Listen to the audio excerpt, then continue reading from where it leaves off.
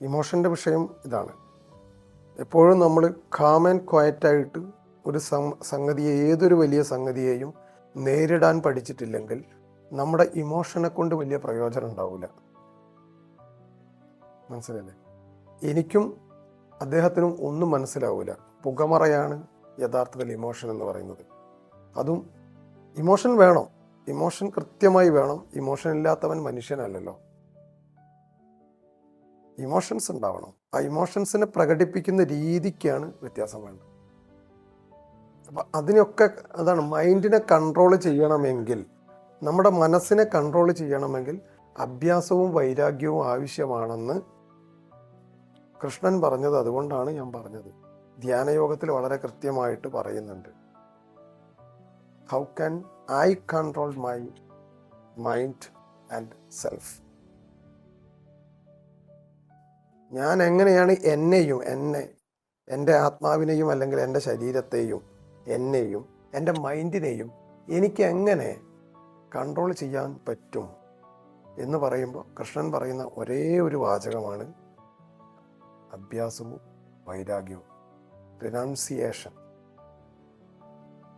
അതിനെ കൺട്രോൾ ചെയ്യാന്നല്ലാതെ വേറെ ഒന്നും ഓർത്തില്ല. അത് പിന്നെ ഹൗ, എങ്ങനെ സാധിക്കും എന്നുള്ളതാണ്. അപ്പം ആ ധ്യാനവും ആ അഭ്യാസം എന്ന് പറയുന്നത്, അവിടെ ഉദ്ദേശിക്കുന്ന അഭ്യാസം എന്താണ്? ധ്യാനമാണ്. എങ്ങനെയാണ് ഡിറ്റാച്ച്മെൻറ്റും അറ്റാച്ച്മെൻറ്റും എങ്ങനെ നമുക്ക് പ്രയോഗിക്കാൻ പറ്റും? ഏതൊരു വസ്തുവിലും നമുക്ക് അറ്റാച്ച്മെൻ്റ് ഉണ്ട്. അറ്റാച്ച്മെൻ്റ് ഉള്ള ഒരു വസ്തുവിനെ എന്തിനാണ് നമ്മൾ ഡിറ്റാച്ച് ചെയ്യുന്നത്? അതൊരു ചോദ്യമല്ലേ? എനിക്കൊരാളോട് സ്നേഹമുണ്ട്, പിന്നെ ആ സ്നേഹം ഞാൻ എന്തിനാണ് ഡിറ്റാച്ച് ചെയ്യുന്നത്? എല്ലാവരും പറഞ്ഞു കൊടുക്കുന്നത് വൈരാഗ്യമാണ്. പക്ഷെ ഞാൻ ചോദിക്കുന്നത്, അറ്റാച്ച് ചെയ്തൊരു സാധനത്തിന് നിങ്ങൾ എന്തിനാണ് ഡിറ്റാച്ച് ചെയ്യേണ്ട ആവശ്യം എന്താണ്? അതിൻ്റെ ആവശ്യം എന്താണ്? ഇപ്പം ഡിറ്റാച്ച് മീൻസ് ഒരു സംഗതിയിൽ നിന്ന് ഞാൻ നിങ്ങളെ സ്നേഹിക്കുന്ന ഒരു അവസ്ഥയിൽ നിന്ന്, ആ സ്റ്റേറ്റിൽ നിന്ന് ഞാൻ പിൻവലിയല്ല ചെയ്യുന്നത്. എന്നെ പിൻവലിക്കല്ല, അല്ലെങ്കിൽ എൻ്റെ സോളിനെ ഞാൻ പിൻവലിക്കുകയല്ല ചെയ്യുന്ന ഡിറ്റാച്ച്മെൻറ്റ് ഞാൻ ഉദ്ദേശിക്കുന്നത്. ഞാൻ മനസ്സിലാക്കിയാണ് ചെയ്യേണ്ടത്. ഒരു വ്യക്തി, ഞാൻ നിങ്ങളെ സ്നേഹിക്കുന്നത് എന്തിനാണെന്ന് മനസ്സിലാക്കുകയാണ് വേണ്ടത്. ഞാൻ നിങ്ങളിലേക്ക് ലയിക്കുകയല്ല വേണ്ടത്, മനസ്സിലാക്കുകയാണ് വേണ്ടത്. നിങ്ങളുടെ ആവശ്യങ്ങൾ മനസ്സിലാക്കണം. ഷാജിക്ക് ഇവിടെ എന്താണ്, അല്ലെങ്കിൽ എന്താ പേരെന്തായിരുന്നു പെട്ടെന്ന്, ഷിബുവിന് എന്താണ് വേണ്ടത് എന്ന് എനിക്ക്, നിങ്ങൾ എന്തിനാണ് ഇവിടേക്ക് ഇന്ന് വന്നത്, എന്തിനാണ് എന്നെ കാണാൻ വന്നത്, നിങ്ങളുടെ വിഷമങ്ങൾ എന്താണ്, നിങ്ങളുടെ വൈഫിൻ്റെ പ്രശ്നങ്ങൾ എന്താണ്, മകളുടെ പ്രശ്നങ്ങൾ എന്താണ് എന്ന് ഞാൻ മനസ്സിലാക്കുകയാണ് വേണ്ടത്.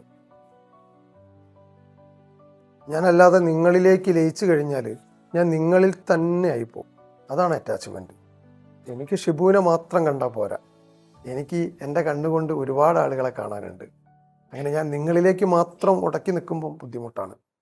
അപ്പോൾ അറ്റാച്ച്മെൻ്റ് എന്ന് പറയുന്നത്, ഞാൻ നിങ്ങളെ മനസ്സിലാക്കുകയും നിങ്ങളുടെ ആവശ്യങ്ങളെ കണ്ടറിഞ്ഞ് പ്രവർത്തിക്കുകയും ചെയ്യാം. അതിന് കുഴപ്പമില്ല. പക്ഷെ ഞാൻ നിങ്ങളിലേക്ക് ഒതുങ്ങരുത്. നിങ്ങളിലേക്ക് ഒതുങ്ങുമ്പോൾ അത് അറ്റാച്ച്മെൻ്റായി. ഞാൻ നിങ്ങളെ മനസ്സിലാക്കുമ്പോൾ അത് ഡിറ്റാച്ച്മെൻ്റ് ആണെങ്കിലും ഞാൻ നിങ്ങളെ അറിയുന്നു എന്നാണ് അതിൻ്റെ അർത്ഥം. ഇതാണ് യഥാർത്ഥത്തിൽ വേണ്ടത്. ഇത് തന്നെയാണ് കൃഷ്ണൻ അർജുനന് പറഞ്ഞു കൊടുത്തത്.